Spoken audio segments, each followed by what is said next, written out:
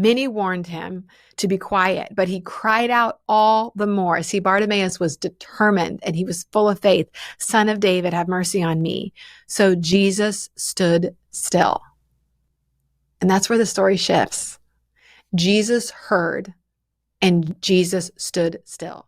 Bartimaeus could not see Jesus, but he heard that Jesus was there. He heard the voices. He heard the discussion. He heard the chatter. I'm just imagining, but you know that people were saying, hey, isn't that Yeshua from Nazareth?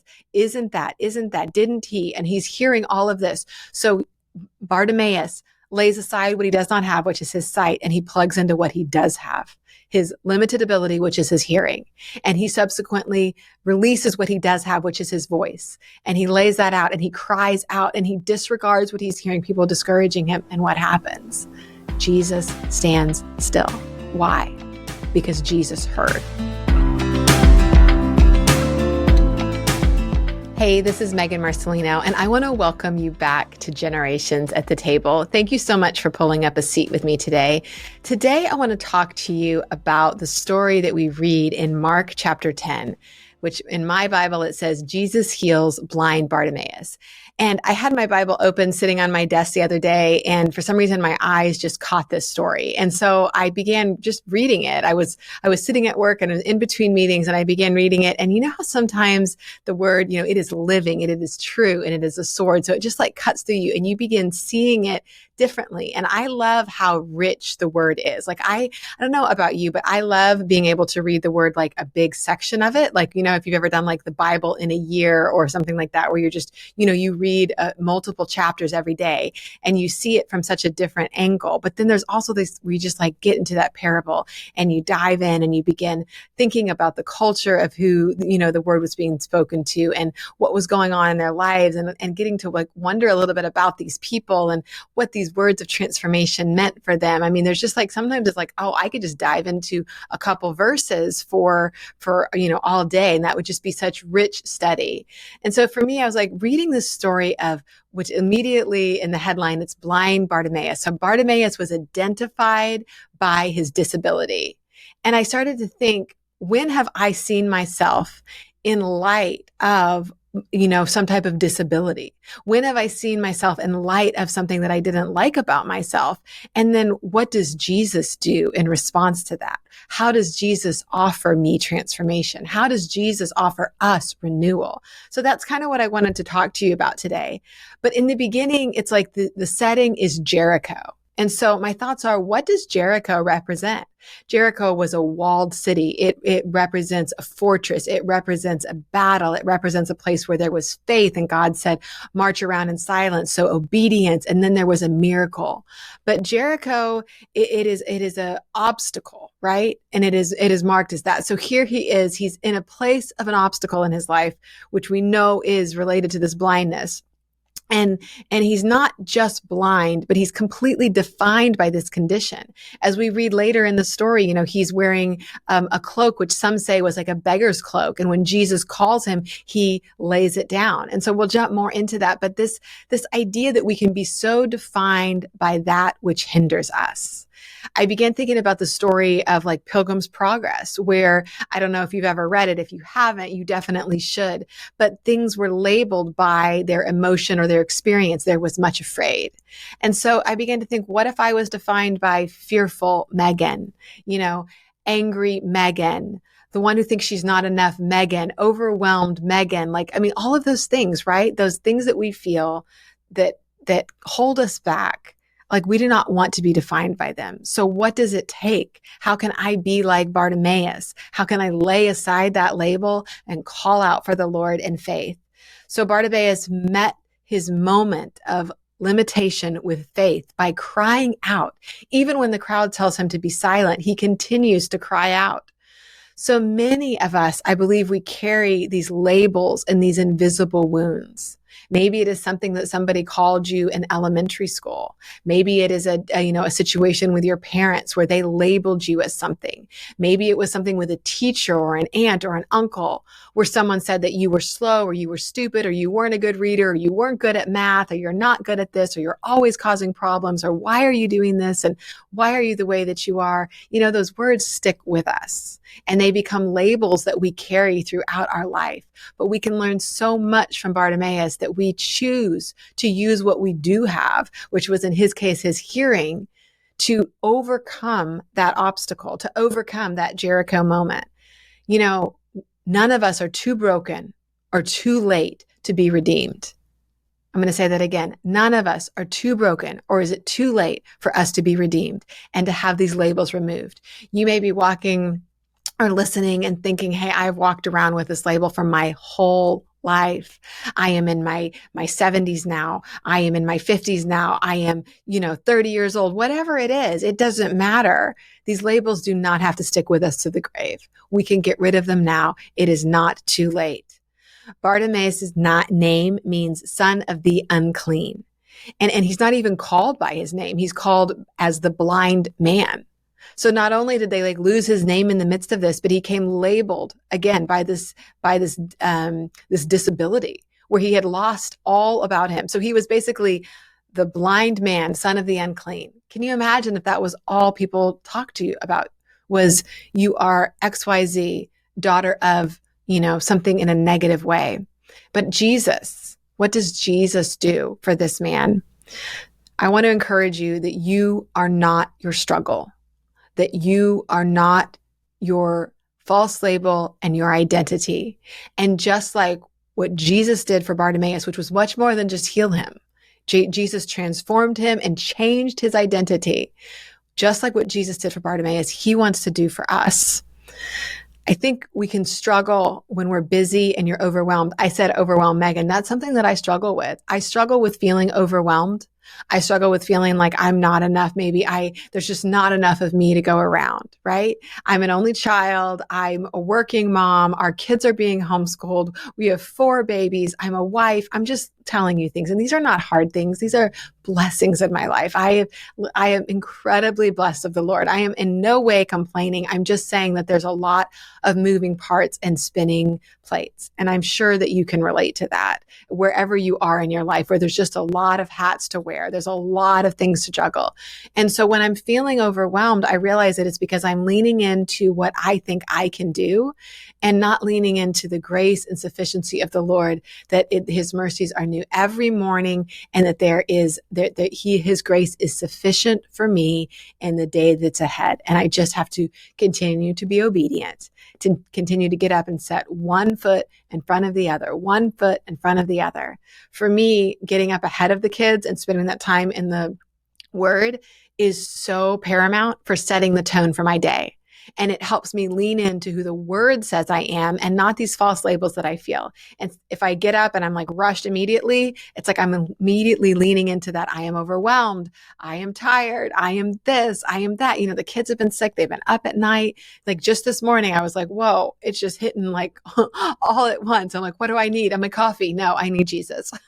Jesus and some coffee. Jesus with a cup of coffee. That would be the preference. But my point is that when we begin to feel those emotional labels and those wounds and those places, we begin to identify as that blind man, as that angry person, as that overwhelmed person, instead of who Jesus sees us and calls us out to be. So faith does not require us to be perfect, but it does require us to be honest and authentic and transparent before the Lord. Bartimaeus said, "Son of David, have mercy on me." This is a messianic title. He was recognizing who Yeshua was. And he was like, hey, I'm here. Have mercy on me. And that Hebrew word for mercy comes from the root word raham, which is actually the root word for womb. And so when I think of mercy in a connection to a woman's womb, I think of a nurturing mother. I think of the compassion that we have for our children. I think about how we would love and tend to them and how we would do anything for these babies, right? Because that we love them so much. And that is the mercy that Yeshua bestows upon us, even more so than the mercy of a mother or a father or one who nurtures. And so this is what I loved about this. And I just read this and I thought, man, Yeshua, you're so good. I'm going to read it to you. It says, many warned him to be quiet, but he cried out all the more. See, Bartimaeus was determined and he was full of faith. Son of David, have mercy on me. So Jesus stood still. And that's where the story shifts. Jesus heard and Jesus stood still. Bartimaeus could not see Jesus, but he heard that Jesus was there. He heard the voices. He heard the discussion. He heard the chatter. I'm just imagining, but you know that people were saying, hey, isn't that Yeshua from Nazareth? Isn't that, didn't he? And he's hearing all of this. So Bartimaeus lays aside what he does not have, which is his sight, and he plugs into what he does have, his limited ability, which is his hearing. And he subsequently releases what he does have, which is his voice. And he lays that out and he cries out and he disregards what he's hearing, people discouraging him. And what happens? Jesus stands still. Why? Because Jesus heard. Bartimaeus heard. Jesus heard. And what does he do? He doesn't go to him. He calls him. It says, Jesus stood still and commanded him to be called. Then they called the blind man, saying to him, be of good cheer. Rise. He is calling you. And that's what I want to encourage you with today. Jesus is saying to us, be of good cheer. Be happy. Be joyful. Get up from that place of affliction. Get up from that place of those false labels and come to him, go to him. Jesus is calling you. And what is he calling us with? He is calling us with an invitation for relationship, an invitation for transformation, an invitation for an entire identity shift. So Jesus goes on, it says, they call the blind man, saying to him, be of good cheer, rise, he is calling you. And throwing aside his garment, he rose and came to Jesus. So Bartimaeus immediately lays aside that identity of blind man, of beggar, of someone with a disability, of someone who is less than, of all that he had carried, that cloak, that heaviness. He lays it aside and he goes to Jesus. So again, he responds in faith and he jumps up and he takes action. So what can we learn from Bartimaeus? When we carry those labels and those identities, we have to make a choice to set them aside. I am choosing to lay aside fear. I am choosing to lay aside overwhelm. I am choosing to lay aside that identity that I am not than enough. And I'm going to believe the word that I am more than enough, that I am more than a conqueror through Jesus, that I am worthy, and that I am going to give what I do have, which is my voice, and I'm going to cry out, and I am going to respond in actionable obedience. Because see, Bartimaeus could have been put back, and when they said, be quiet, he could have shut up. And when Jesus said, rise, he could have sat and he could have just waited in fear, like, I don't know where I'm going. I can't see. I've got to depend on this crowd to get me there. All of those things. But no, Bartimaeus lays aside that false identity, that identity of a beggar, his provision, all of that. I mean, someone else could have stolen his cloak when he walked away, right? He says, no, I'm laying it all aside to get up and follow you. And Jesus answers him and says, what do you want me to do for you? What do you want me, Son of David, to do for you? What do you want me, the Messiah? Because see, Bartimaeus had already called out who he was. And he asked him, what do you want me to do for you? So what can we learn from this? Jesus is standing there and he is asking you, Megann, what do you want me to do for you? And that's when it has to be that our perspective of who Jesus is, who Yeshua is. Bartimaeus saw him as Messiah. So he knew that he was capable of all things and fully capable of salvation. We've talked about this before, but knowing the names of God, the different names, what do you want me? Jehovah Jireh, Jehovah Rapha, Adonai, Son of David. What do you want me to do for you?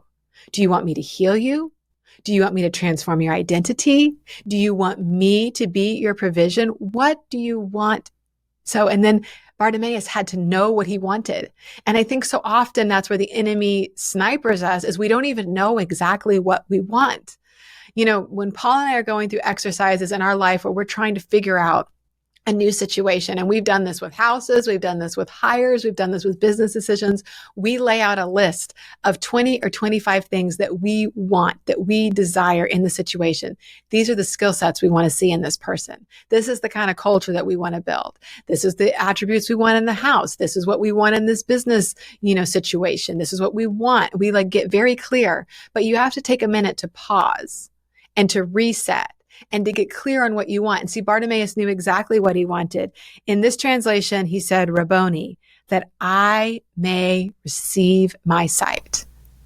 And not all the translations read that way, but this one does. And what I loved about it is that in this way, you see it, the Bartimaeus recognized it wasn't that even Jesus could heal him. It was that I can receive it.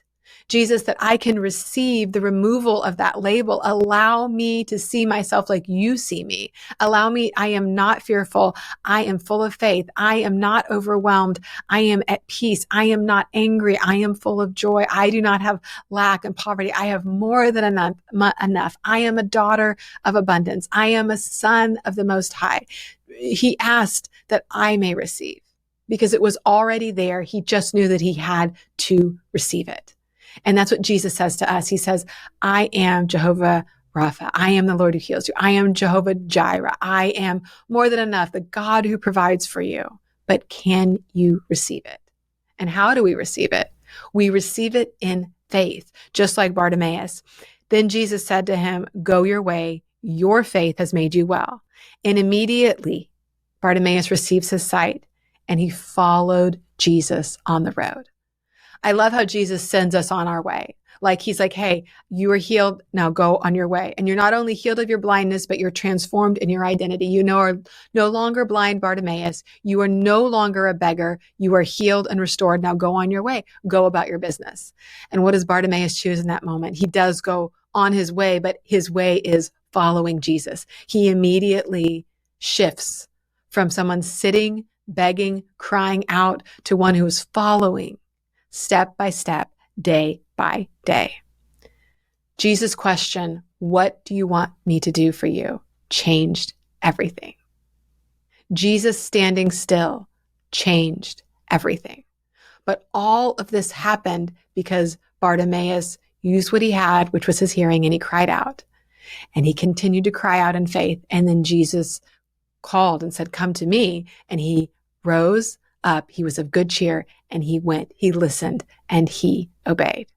So what can we learn? There's so much to learn, but here we are, right now in these summer months. And it's like, I feel like the Lord is saying, I'm presenting you with an opportunity. Now is the time to get crystal clear on what you do want. Now is the time to get crystal clear on those labels, those false identities that you've been carrying. And when you hear Jesus call and he says, what do you want me to do for you? Know what you want. Lay it out there. Be willing to lay down your old identity, though, to pick up the new, because this transformation process is not cloak upon cloak and layer upon layer. It's laying down what the world has given you, laying down maybe even what your parents gave you, or that teacher that was mean, or that aunt that was cruel, and picking up who Jesus says that you are. What do you want him to do for you? This is a season to get clear on that, and then to recognize that it is our faith that will restore us.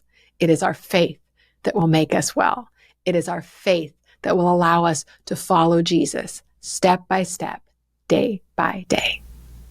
Thank you again for joining me today. I hope this message has been encouraging you. I hope that this week that you will take the time to identify those false labels, to get clear on what you want, and to boldly take one step of faith toward following Jesus. I'll see you next week, same time, same place.